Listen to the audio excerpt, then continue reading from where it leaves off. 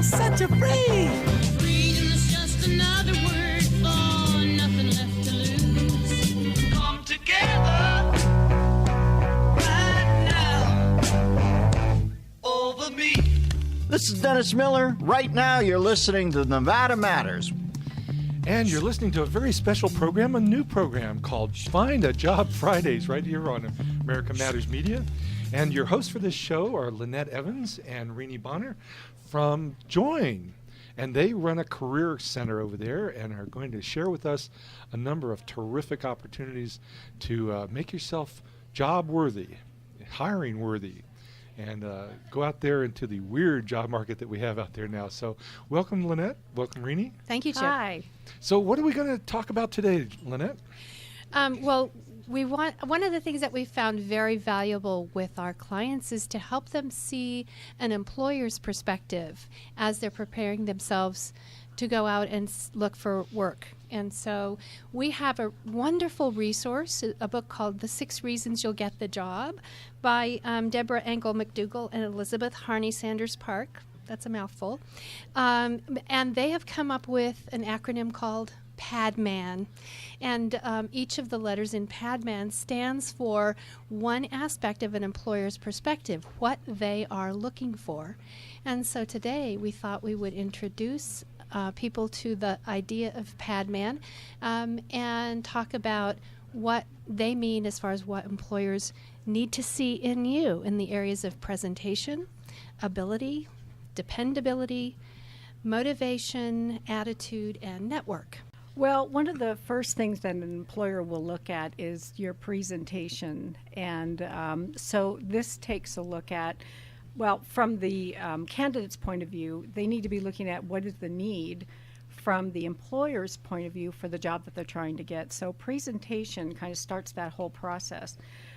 So for example, if they were going for, let's say, an administrative job, presentation might include how they look, how they act, how they sound. And it gets very, very specific. For example, we want to make sure that they're connected with the need of the employer. So if they're going, I like the example that we had earlier today. For example, if somebody were to go for an administrative position for Whole Foods, you go into Whole Foods and they're all pierced up, they're tattooed, they're very trendy and youthful, but the level of customer service in there is far supersedes anything anybody expects. And so if you go in there and you're over the age of 47 and you don't look like that, the chances of you being considered for a job anywhere in that organization is probably going to be pretty slim. So, but on the other side of the coin, if you're going for a more conservative position, for a more conservative type of company, and you go in all tatted up and pierced with non-traditional piercings, there again, the dots just aren't going to be connected and you're not going to be considered. So getting it right, making sure that the type of clothing that you're wearing, your energy level, what you have to say, that all makes a big difference when it comes to an employer considering you for whether you fit into their culture or not. Yeah, that's what I was going to use those words, cultural fit, right? Yes. And, you know, employers sometimes do that to the detriment of having some diversity amongst their employees, but very often a key element for an employer is they want everybody to get along at some sort of social level so they can focus together on the work needs. So it's not unusual, unfortunately. Exactly. And, you know, we do work with clients from lots of diverse backgrounds and ages, but often we find ourselves with folks that are, as Renie likes to say, over the age of 47. And presentation when it comes to your age, really, even when an employer hires older workers, they still want people who are up to date in their skills, up to date in how they look and show that they have energy. And so those are things that when a person is getting ready to go interview, ready to present themselves to an employer, even if they're just going to meet them for the first time, need to pay attention to. So if you are a person who, for example, hasn't worked outside of the home for a while or has worked in the same job for a long time and you haven't updated your wardrobe or your haircut, those are things to take a look at. And make sure also that your skills are up to date, and those typically fall behind frequently, especially for folks that have been in the same job for a long time. The versions of Microsoft, for example, have changed maybe 2 or 3 times since you were hired, and it's important to get those skills updated. That's one of the things that Join does for our clients. We help with updating vocational skills. So we invite people to come and help us, let us help them with those things. I'm just wondering if you're seeing a correlation between people that are getting familiar with how to operate on Windows 8 and mental illness. Because I'm having the toughest time with that sucker. They don't like it. They don't like it. They Not don't so like much. it. Looking for the new edition. Okay, well, does that cover presentation as to the extent that you wanted to? That's a pretty broad brush on presentation. Okay. One more tiny example might be that when a person is presenting themselves for, let's say, a receptionist job where they're going to be using the telephone, it's important that they make sure the employer gets to hear them on the telephone and that they practice their telephone voice, they practice their enunciation. That's going to be an important thing to an employer. In fact, we had one client who got a job because she made the effort to connect with that employer on the phone, not just in person, so he could hear how good she was at leaving messages and at speaking clearly on the phone. I used to supervise receptionists in a number of companies, and I'd send them off to training. They always told them, smile when you're talking, because Yes. people can tell that. They sure You may can. think I'm here by myself and doesn't nobody see anything, but they can hear your smile. That's right. No bunny slippers when you're on the phone with somebody and in your PJs. It really comes across as not so good. So There you yeah. go. Okay. So what following P is an A? Yes, and the first A is for ability, and it's important for people to realize that that's really one of the main things, one of the first areas that they get screened on, especially for people who are presenting first by applying online or by submitting their resume or an application. An employer is looking to see, do you have the abilities and skills that I'm looking for?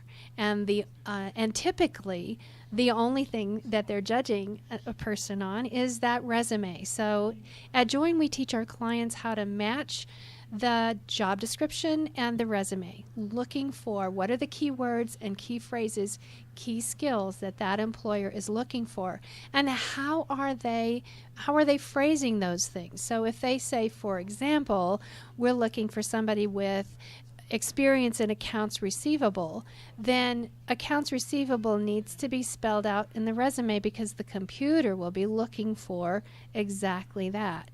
Or if they say on their posting, we need experience in AR, AP, and payroll, then it should be shown AR, AP, and payroll. So it's a job seeker needs to show that they have exactly what that employer is looking for. Not making it up, but just matching what they have to what the employer needs. Otherwise, they will be screened out, and they won't have an opportunity to show that they're the person that the employer wants. Okay. You ready to move on to D? And D is for dependability. So, Renie, you want to speak about that? Well, dependability goes far beyond their ability just to get to work. Dependability is really referencing their commitment to the job. Their employers today aren't going to hire somebody that just because they show up isn't committed to actually doing the kind of work that needs to be done. If they need to stay after, are they willing to do those kinds of things? If there's a shift that somebody needs to come in and be a part of that they weren't scheduled for, are they willing to do that? It's a commitment to the whole organization, not just to have a job and receive a paycheck. They want them emotionally and physically invested in the kind of work that they're about to be hired for. Okay, very interesting. So we're down to pad, and we're going to take a break here momentarily. Again, MAN stands for? MAN, M stands for motivation. The second A stands for attitude, and the N stands for network. Okay. Well, before we take the break here, tell us a little bit how people get a hold of Join. One of the best ways is just to call our office. The number is 775-336-4450. Talk to our lovely receptionist, Irene, who will hear what it is they're looking for and help them get connected with a caseworker. Well, listeners, you're listening to the first adventure of Find a Job Friday here with the Career Center staff, Renie, Bonar, and Laynette Evans from Join. We'll be back after these messages, and consider if you've got some questions, 775-827-8900, and nationwide toll-free 855-790-8255. And welcome back to Find a Job Fridays with your hosts Laynette Evans and Renie Bonar from the Career Center at Join. We've been going through PADMAN, P-A-D-M-A-N, from the book 6 Reasons, let me see that, 6 Reasons You'll Get the Job. Okay. So Laynette, we've gone through presentation, ability, dependability, and we're ready to move on to motivation. M stands for motivation. Isn't this fun doing the alphabet? Motivation is not just about being motivated to go to work every day and do your job. It's about what is it that drives you. So, and different jobs offer different areas that satisfy motivation in different ways. So, for example, this morning we were doing a mock interview with a young lady who is a CNA. She's a certified nursing assistant and is looking to work in a hospital or in a nursing home. And what do you think motivates her? She is all about taking care of people with a huge heart and a big concern for their well-being. And yes, she's there to get a paycheck, but her concern is about taking care of people. And if you're a patient in a hospital, boy, that's important to you. And if you're an administrator, that's the kind of person you want to hire. On the other hand, let's say someone who is responsible to do collections in the hospital might be someone who, if they are really concerned about taking care of people, they might not be the best fit for getting money in the coffers of the hospital or the business. So what motivates you really is an important part of fitting you into the right job. Okay, motivation. So we're on to attitude. Well, attitude is one of those things that your body language will either support what the information coming out of your mouth during an interview or not. And so oftentimes we'll have clients come to Join that are very discouraged over how they lost their job. It was probably a very tumultuous event. They feel like things were unfair. They were treated unfairly. And so there's a bit of an attitude adjustment that needs to take place before they're actually going to be ready for a real live interview. And there have been actually several occasions where we have had to recommend that they get some outside help through the UNR Downing Clinic. That's their psychology department up there that Join has done an outreach program with. And sometimes all they have to do is go in and have one session with those professionals, and they are good to go. They seem to get over the emotional scarring of why they lost their job and become more productive, in their job search efforts. But until they can get past it and get through it, it doesn't make much difference what they say or how skilled they are.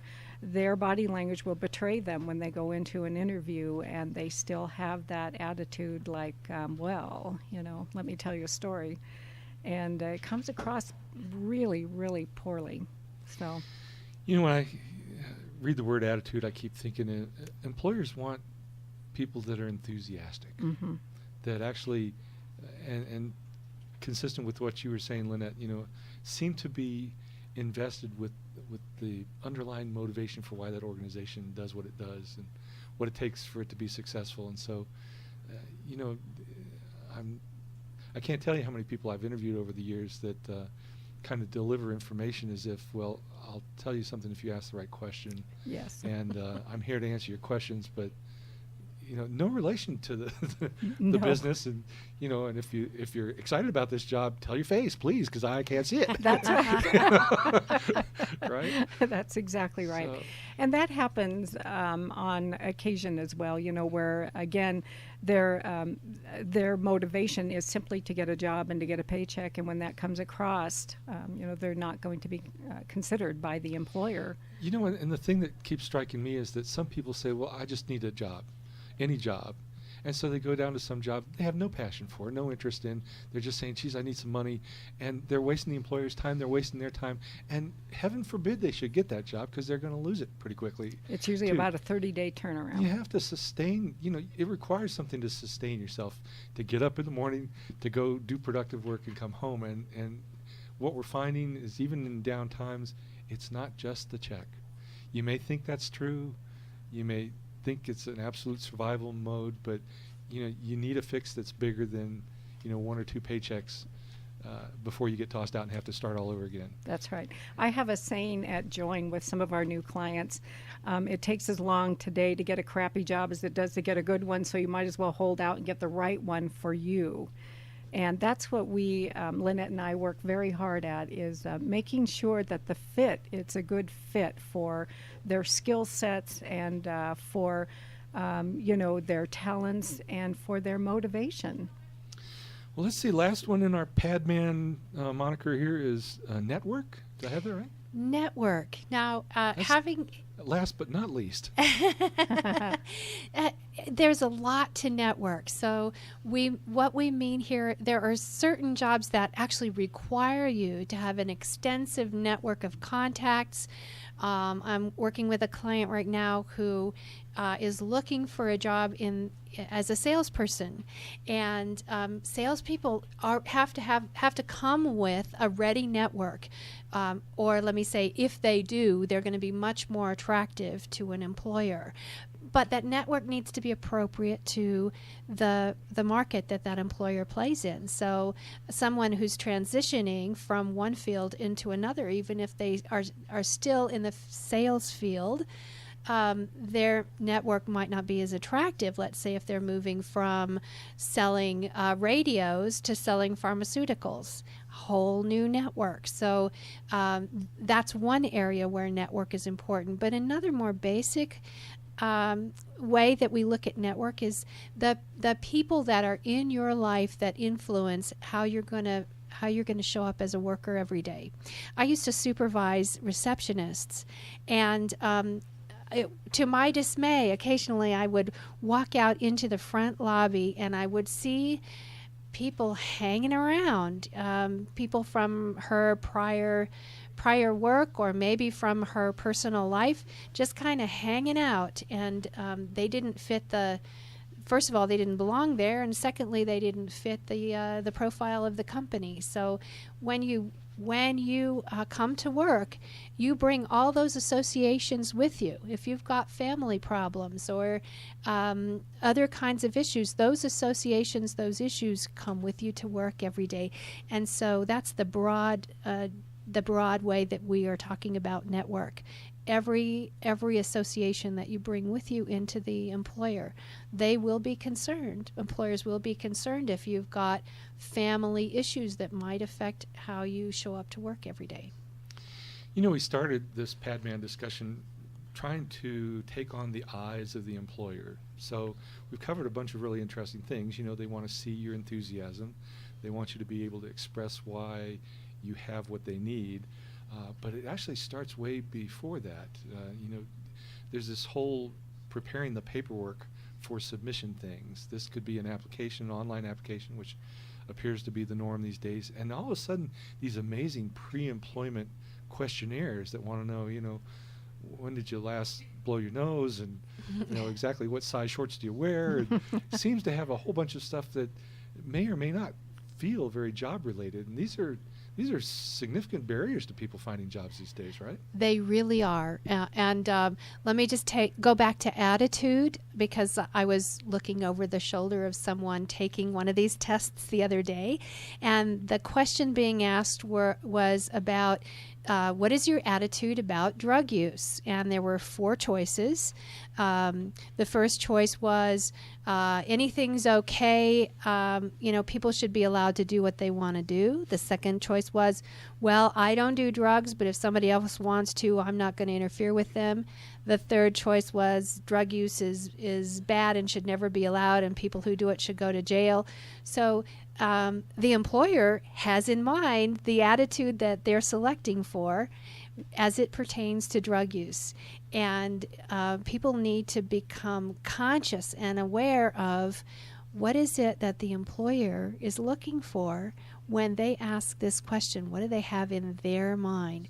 These pre-employment tests can be very can be tough to navigate if you're not thinking like the employer. And that's what we're doing with PadMan. We're trying to help you first get into the mind and the attitude of the employer and think like them. Well, what I want to do at the moment is to give folks an overview of what happens at Join and what sort of things go on there. Well, my goodness, it's so vast. First and foremost, we are a nonprofit organization. We're federally funded, and so our monies come through federal grants. And those monies need to be spent on training primarily. 50% of our monies need to go to making sure that our clients are up to speed with all their skills that are necessary for today's employment market. So they will go, they'll be linked up with a caseworker, and that caseworker will determine their eligibility to be a part of our program. And once they are, then they come to me for Toolkit, what we call Toolkit, and that's a series of workshops that the first week that they're in there, we focus very much on interviewing. We take them through mock interviews and so on and so forth. And then once I'm finished, then they go to Laynette, and they take a look at she takes a look at their resume and crafts them to be absolutely 100% appropriate to the job posting and the need of the employer. And then if lightning hasn't struck and they don't have a job by the end of 2 weeks, we strongly recommend that they come into Job Club, and Laynette and I run that program, and this is where we hold their hand until they get a job. Terrific. Okay, well, this is the inaugural program of Find a Job Fridays here on America Matters Media, hosted by Renie Bonar and Laynette Evans from the Join Career Center, both professional career coaches as well. We're going to invite listeners to call in, and people for the studio to ask questions and ask for advice, and we'll extract some more useful information out of our co-hosts here. We'll be back after these messages from our sponsor. And we're back with the new Find a Job Fridays with Renie Bonar and Laynette Evans from the Career Center at Join, our hosts today. Want to try to trace the human experience here that brings people through your shop. First off, they either lost a job or gave up a job for a reason. Maybe they're a stay-at-home mom for a while, or maybe they were taking care of an elderly parent or whatever, but they were absent the job market, and now they're at a re-entry point. And all of a sudden, they're trying to figure out, what do I do with my life? And they may have a really clear idea about that. Geez, I've been a mechanic, always been a mechanic, always want to be a mechanic. Help me find a mechanic job. And then there's, I've been doing this other thing for years, and I don't have a clue. And whatever I was doing, I'm not qualified for anymore because the field's moved on or disappeared or whatever. So they wander into your shop. They hear about Join on the radio here from this terrific show, Find a Job Fridays, and it's Thursday and they want a job by Friday. And so you described they're going to meet Irene at the front desk, who is delightful, and be passed on to a caseworker. And a caseworker is now going to do what? Well, one of the things about Join is that we are funded through the Workforce Investment Act. That's a federal program. So people have to qualify for that program, and that's the first job of the case manager, is to take a look at that person's reason for leaving, what their current situation is, and what they're looking to get from a relationship with Join, and then see if they qualify. So they might qualify by virtue of having lost a job and being eligible for unemployment. That's an automatic qualifier. But we also have to look at, is there anything we can do for them? So if they don't need or want any training, and they just want a resume, that might not be enough of a reason for them to engage with Join, because there are many things that we offer, and we want to make sure that they're getting the full benefit of what we have to offer them. So the first part of the process is filling out some paperwork and having a qualifications discussion.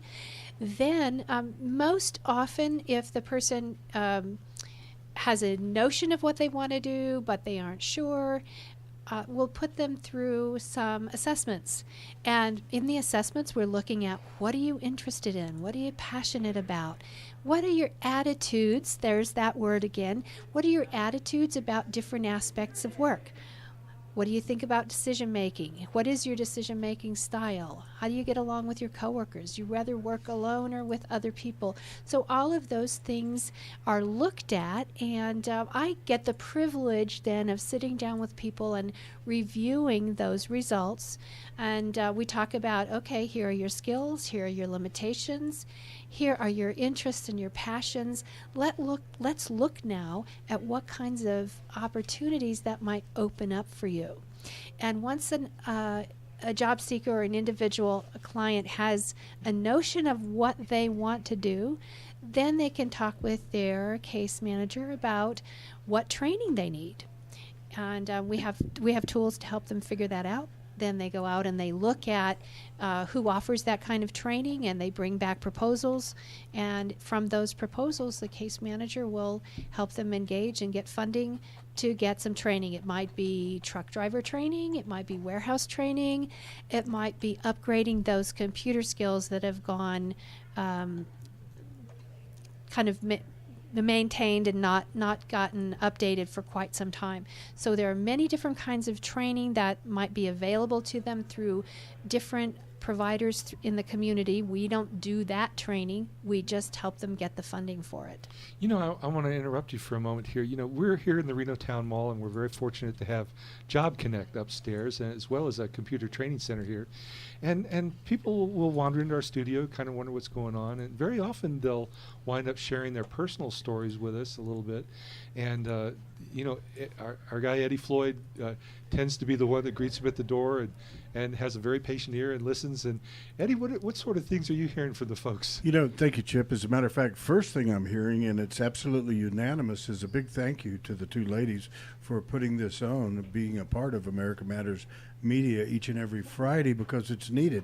It is the definition of community radio as far as everybody is concerned, because let's face it, what's the one big issue facing all Americans nationwide, and especially in our community? It's that four-letter word, jobs. You better believe it. And I'll tell you what, here's one that I also think is really important, and I certainly understand his situation, and that's Chuck in Fernley, okay?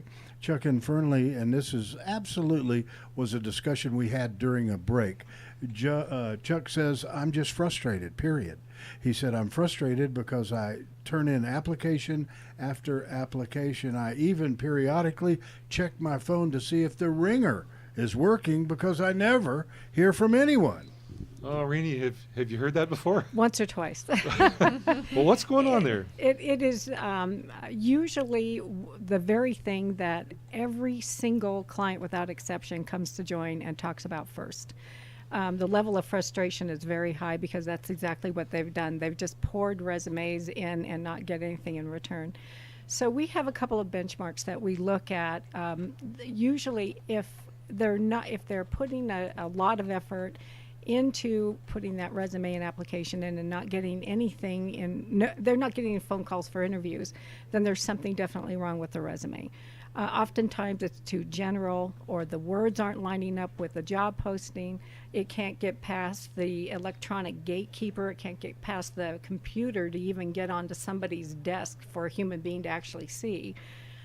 So this is where our area of expertise kicks in. Is we know that, for number one, just using the computer as a vehicle to push a resume or an application to an employer is probably the least effective means of job searching. We get about 4% of our time investment as a return when you're only doing that in your efforts of looking for work. So when we know it's the resume, then this is where Laynette's expertise, our resume goddess, kicks in, and she takes a look at it. And what we find is lacking most often in a resume is accomplishment statements. That's the number one thing that an employer wants to see. So when we look at their resume, we know right off the bat that it needs some help. And I don't know, how many people do you think in 5 years that we've seen that didn't need some work? I would say about 1%. 1% of the people that I see and whose resumes I look at, I could say, there's probably not a whole lot I could do to improve on that. It's a very small proportion. I'll give you an example of things that can go wrong in your resume. I was talking with a young lady yesterday, an executive assistant, and she has a very nice looking resume. It's a little on the long side, but it should have served her. But I looked at her resume, and I was going to send her an email because she had made a couple of spelling errors, which is really That's one of those deadly. It's deadly if you are, especially if you're looking for a job in an office. Actually, all resumes need to be perfect, but if you're looking to be an administrative assistant, you have to have perfection in your resume. And if you misuse plurals and possessives and misplace those apostrophes, that is really deadly. But worse than that, she had mixed up the letters in her email address. So if anybody had been trying to contact her using her email address at the top of her resume, they would have been sending it out, and then of course it bounces back.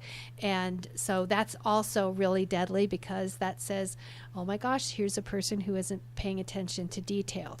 So usually the resume is a big part of getting the person ready to job search and get better results. Let's take the big 10,000 foot view. There are some amazing statistics, and you've probably got them at the ready. How many jobs get posted versus how many jobs never get posted and are filled in other ways? It's a huge percentage. Actually, over 80% of the jobs are filled internally. It's maybe 20% that actually gets posted onto these big consolidation job boards like your Monster.com and Indeed and so forth. Because in this economy, so many people are out of work that these employers are getting hundreds of resumes and applications, probably somewhere between 200 and 500 within a 24-hour period of time.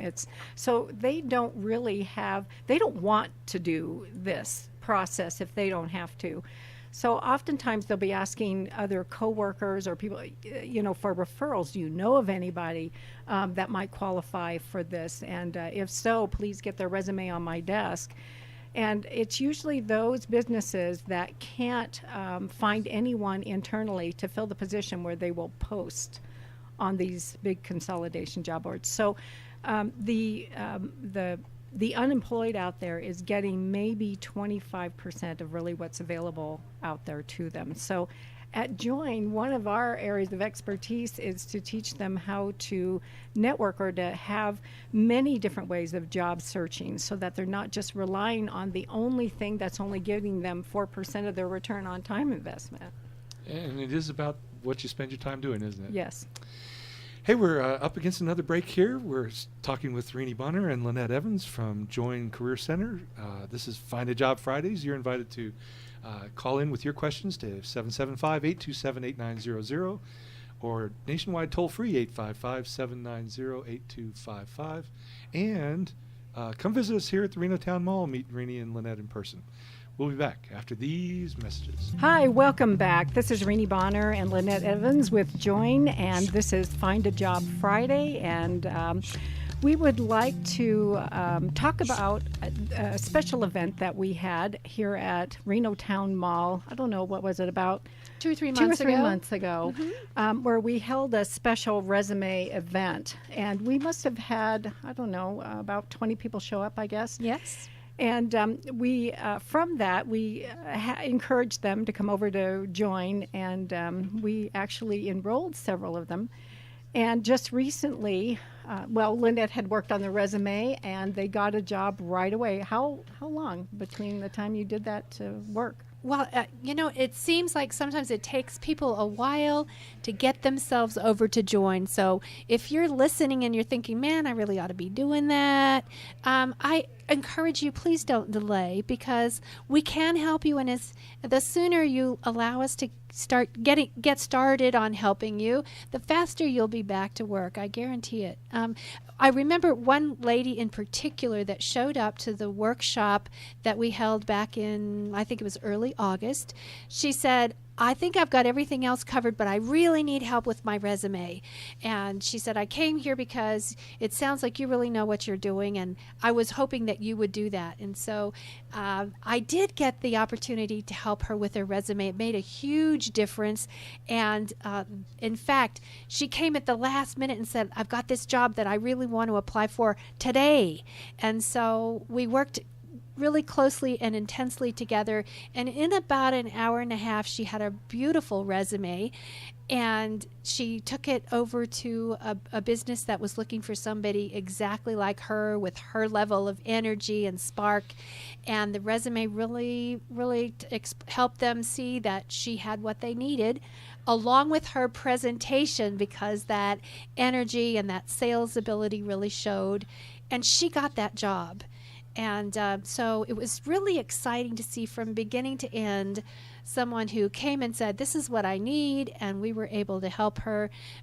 She also saw in the process that she needed to update her computer skills, and so we were able to fit that in as well before she started her new job. So I'm really excited when we get to see things happen for someone like that, and everyone that comes to join and stays with us and follows our program gets a job.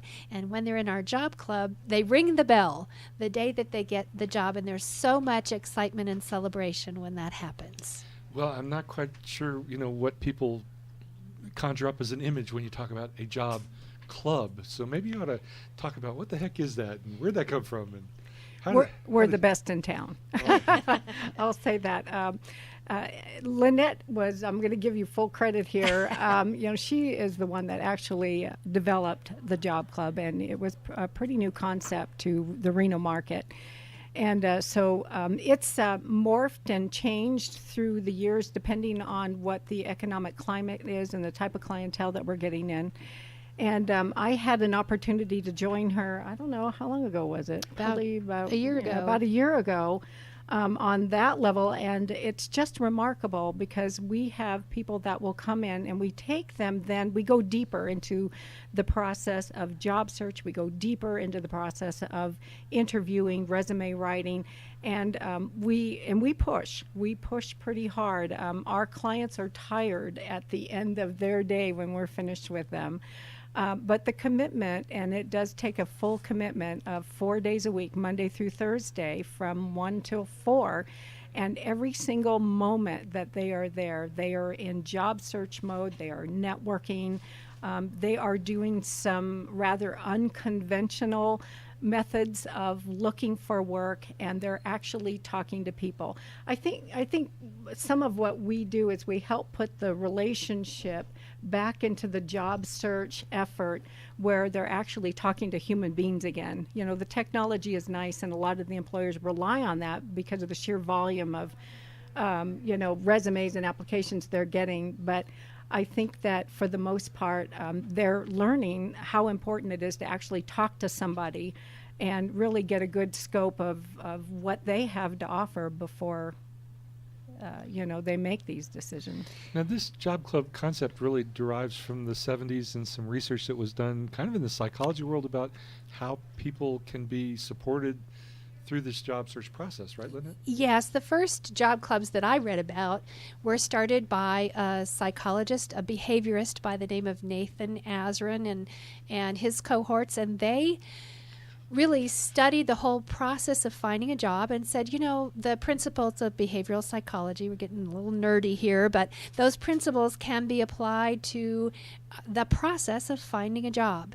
And what they did was they initiated job clubs throughout the country. They studied the activities, how the facilitators interacted with the clients, what worked and what didn't. And there were really there were many things that led to success, but two really important ones.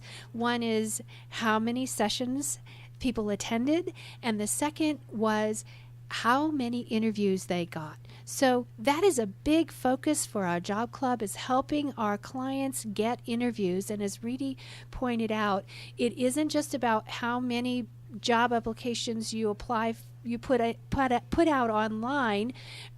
It's really about finding some other ways to become known, liked, and trusted. And I think those are really important words. People, the employers really are people. They are represented by people who hire people they know, like, and trust.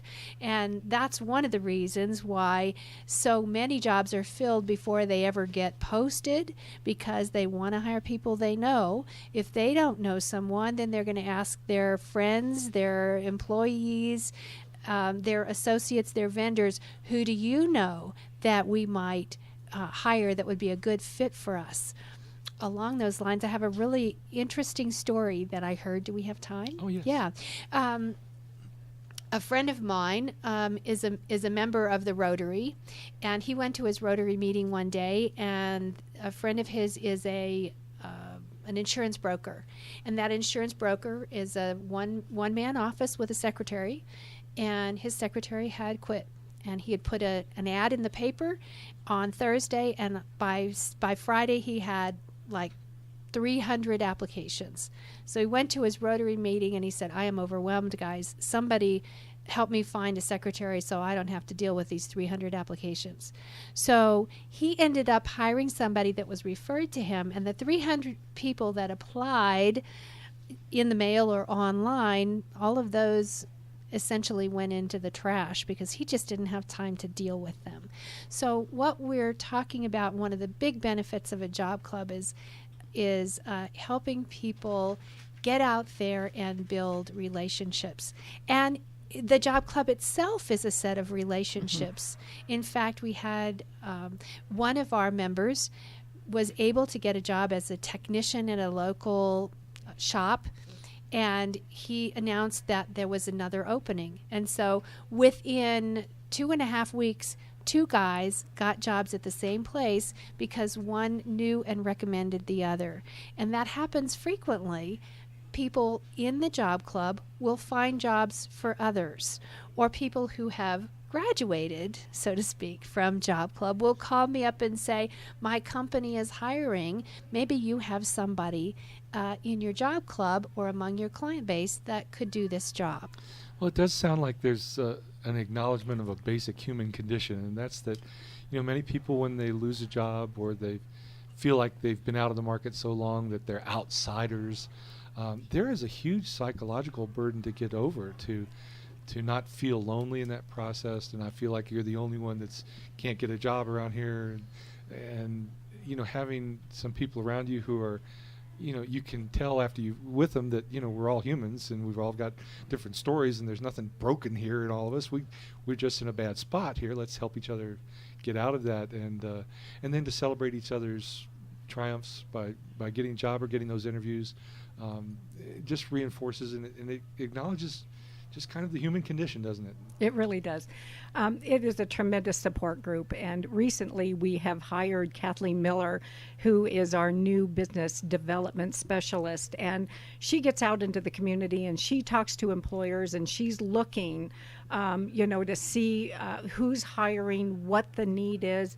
And the whole organization, from Irene at the reception desk to the case representatives to our business developer and Laynette and I, and our wonderful boss Johanna Downing. I'm telling you, it is just I don't know of any place else where you get that kind of support and that level of networking where everybody is pulling together for our clients' success. I mean, it is the energy in there. It's pretty phenomenal. And oh, by the way, I'm sure if any of you are interested and you're not in the Northern Nevada area, if you want to contact Laynette at Join, that she has access to a list of job clubs that are operating around the country that she can put you in touch with or try to make a connection for you in your locale. So one more time, how do people get a hold of Join?